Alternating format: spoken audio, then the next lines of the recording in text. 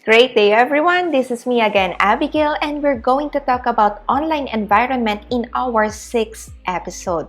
But for this segment, we will talk about attending online classes, and this is being given to you so that, take a look at the objective below, you would be reiterated with our online etiquette and also see the different virtual classroom reminders.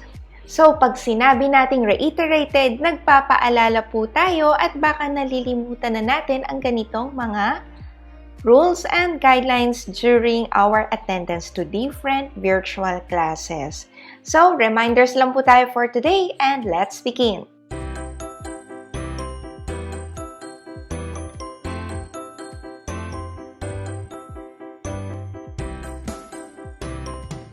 Dapat ating tandaan ang ating virtual classroom reminders and of course, our online etiquette or what we call as netiquette. Let's start off with be on time. Ayan. Talaga bang tayo ay on time when we go to our virtual classes? Are we always attending it? Or are we attending after your classmates have already entered the virtual classroom? So, ang ating reminder for this one is you have to sign in at least 10 minutes before the class. So, dapat early preparation tayo. The moment na alam mo may class ka, bago yon, naka-alarm ka na, then you sign in ahead of time. But if your classes are adjacent with one another, magkasunod agad, make sure that you have the link for the next class easily accessible. Nakasave na agad sa notes mo or sa messenger mo para madaling ma-access natin yung link and nakapasok ka na din agad dun sa next class mo. Next is be prepared for the class.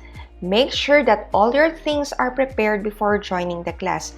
Everything must be within range. Madali mong makuha. Hindi yung tatayo ka pa at kukuha bago bumalik, nagtagal pa, nagsayang tayo ng oras. Remember, our synchronous class is just 1 hour, so everything should be there with you. Next, turn your camera on. But then this rule is depending on the rules of your teacher. When your teacher calls you, make sure that you turn your camera on so that you see one another. But there are some who are not requiring the turning on of the camera because the internet connection is being affected. So, just do it when you are being called by your teacher. Moving on, dress appropriately. Wear something comfortable but presentable.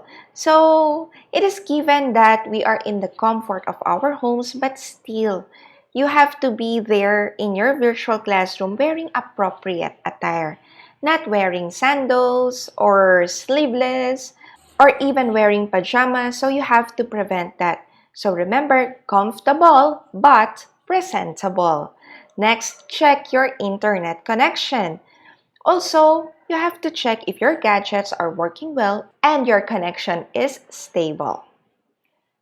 Then, raise your hand or your virtual hand to talk or seek help from your teacher. You can also say, requesting permission to speak, ma'am, or permission to speak, sir. Then you introduce yourself. Also, you have to be respectful.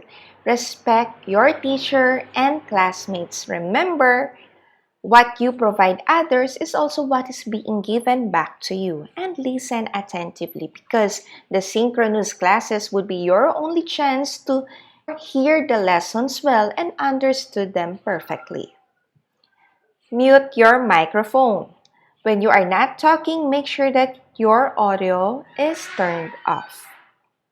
And lastly, chat wisely.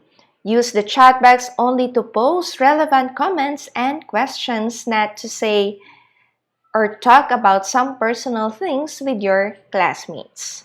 And finally, enjoy learning. So that is the point of our virtual classes, for you to learn and for you to earn. Earn some new lessons and learn new life lessons. Okay, and that would be all for this segment. We'll see each other with our topic on data privacy.